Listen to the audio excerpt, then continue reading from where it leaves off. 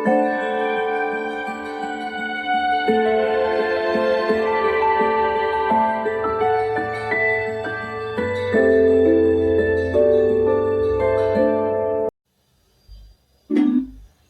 है सभी curious minds का।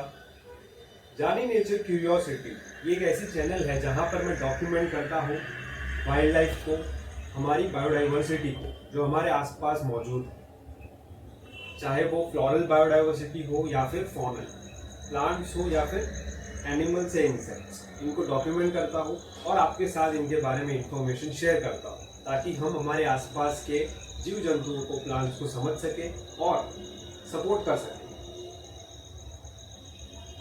आज मैं बहुत ज़्यादा एक्साइटेड हूँ इस वीडियो को बनाते हुए क्योंकि फर्स्ट टाइम मैं इस ड्रैगन फ्लाई को देख रहा हूँ और फर्स्ट टाइम मैंने इसकी साइटिंग की है।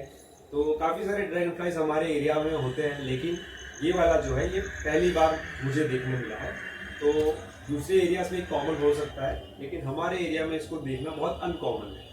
तो बहुत ही ज़्यादा एक सुंदर ड्रैगन फ्लाई की स्पीसीज़ है।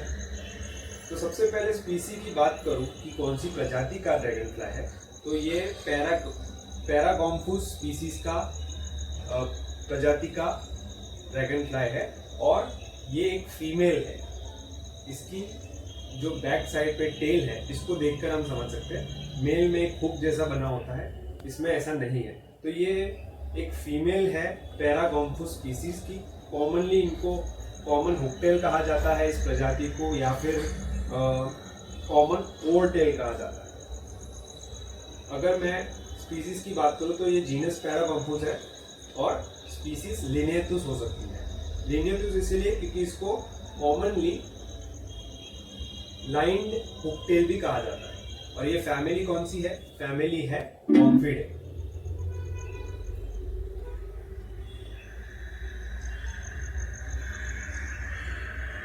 ड्रैगन फ्लाइज इस इंसेक्ट की जितनी तारीफ करें उतना कम है और जितना इनको समझे उतना कम है।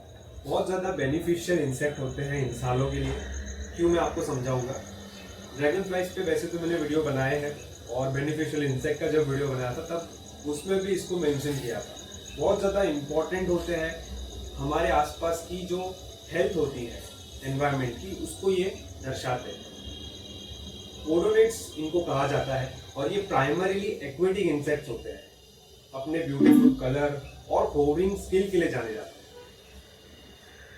नेचर ने, प्रकृति ने इनको ऐसा बनाया है खास तौर पर होवर करने के लिए। और ये पहले ऐसे जीव है जिसको होवरिंग की एबिलिटी दी गई थी। अगर इनको कोई इंटरेस्ट का चीज़ मिलता है तो उसके ऊपर ये होवर कर सकते हैं, एक जगह पर रुक कर उड़ सकते हैं। आपने जैसे देखा होगा ड्रैगन फ्लाइज उड़ते हुए। मैंने स्लो मोशन में भी ड्रैगन फ्लाइज की फ्लाइट को कैप्चर किया है, क्योंकि बहुत ही अच्छा उसमें देखने मिला था इनकी फ्लाइट को। प्राइमरीली एक्वेटिक होने के कारण इनकी हिस्ट्री क्लोजली रिलेटेड है एक्वेटिक हैबिटेट्स के साथ। ये इंसेक्ट जो है ये एक मार्कर है, ये इंडिकेटर है वेटलैंड की हेल्थ का। हमारे आसपास अगर पानी के स्रोत है उसकी हेल्थ का ये इंडिकेटर है। अगर इनकी संख्या ज़्यादा है, अच्छी खासी है, तो हमारे आसपास जो पानी के स्रोत है उनकी हेल्थ भी अच्छी है, ये हम समझ सकते हैं। और भारत तो बायोडाइवर्सिटी के लिए जाना जाता है। बायोडाइवर्सिटी का एक हॉटस्पॉट है, यानी एक इंसेक्ट की यहाँ पर ढेर सारी भरमार पाई जाती है और डाइवर्सिटी बहुत अधिक होती है भारत में। ऐसा हमारा क्लाइमेट है, ट्रॉपिकल भी है, हर तरीके का क्लाइमेट भारत में मिलता है। इसी वजह से काफ़ी सारी प्रजातियाँ इंसेक्ट की हो या फिर दूसरे जीवों की पाई जाती है। अगर मैं आपको एक छोटा उदाहरण दूँ तो ब्रिटेन में, पूरे ब्रिटेन में सिर्फ 40 प्रजाति के ड्रैगन फ्लाइज देखे जाते हैं। और हमारे यहाँ पर एक नागपुर नाम का छोटा सा जिला है, डिस्ट्रिक्ट, उसमें 45 से ज़्यादा स्पीसीज ऑफ ड्रैगन फ्लाइज देखे जाते हैं। तो इसी से हम अंदाज़ा लगा सकते हैं। ड्रैगन फ्लाइज और डैमसेल फ्लाइज, ये दोनों को हम साथ में ही जोड़कर देखते हैं क्योंकि ये ऑर्डर ओडोनाटा के अंदर आते हैं और प्रोमिनेंट कलरफुल इंसेक्ट होते हैं और वेटलैंड से जुड़े हुए हैं। एंशिएंट ग्रुप ऑफ इंसेक्ट है जो कि इवॉल्व हुए हैं 250 मिलियन साल पहले।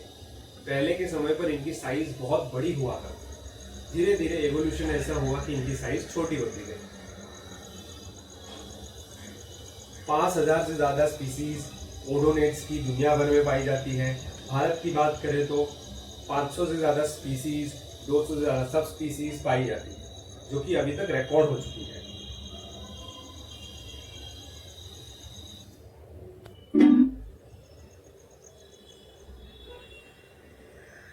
इनका जो लाइफ है बहुत ज़्यादा पानी पे डिपेंडेंट होता है, क्योंकि ये अंडे पानी के अंदर या फिर जो प्लांट्स पानी में होते हैं उन पर देते हैं, तो इनके लिए पानी बहुत इम्पोर्टेंट है। इसीलिए रेनी सीजन में आपको ये ज़्यादा देखने मिलते हैं।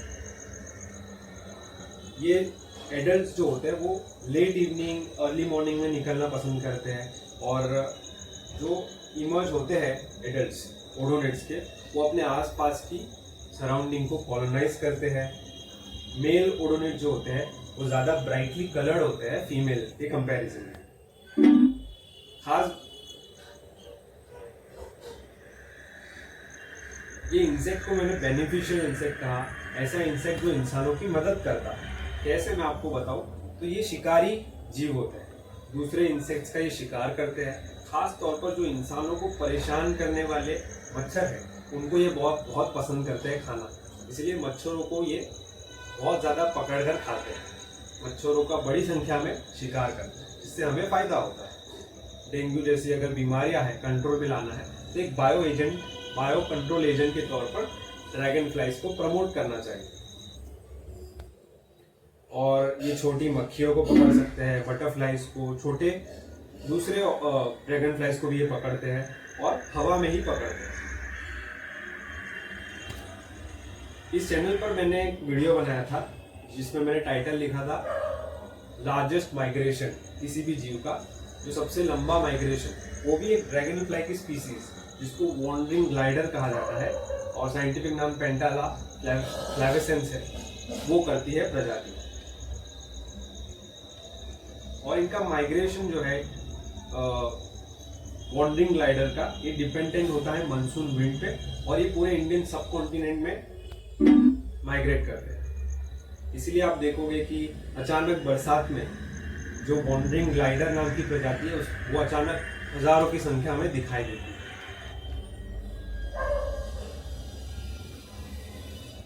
ब्रीडिंग सीजन के दौरान मेल जो है वो कॉलोनीज वेटलैंड के आसपास अपनी टेरिटरी बनाते हैं, उसको पेट्रोल करते हैं और गार्ड करते हैं दूसरे कॉम्पिटिंग मेल से। जो सेक्सुअली मैच्योर फीमेल होती है या रिसेप्टिव फीमेल होती है वो टेरिटरी में विजिट करती है, कोर्टशिप ब्रीफली होता है उनमें, और फीमेल को मेल जो है फीमेल को गाइड करता है।